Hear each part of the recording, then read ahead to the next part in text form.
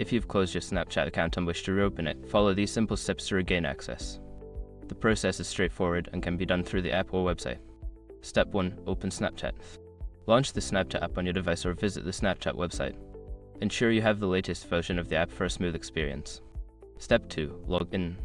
Enter your username or email address and password associated with a closed account. If you remember your login details, proceed to the next step. Step 3. Account recovery. Before starting recovery, use the srock.com link in the description to open the account recovery checklist generator and make sure your verification details are ready. Step 4. Reactivation. Once logged in, you will see a prompt indicating that your account is inactive. Follow the on-screen instructions to reactivate your account. You typically have 30 days from the date of closure to do this. Step 5. Confirm reactivation. After reactivation, you may need to verify your identity through a confirmation email or SMS. Check your inbox for messages for any verification requests and complete the process. After following these steps, your Snapchat account should be successfully reopened.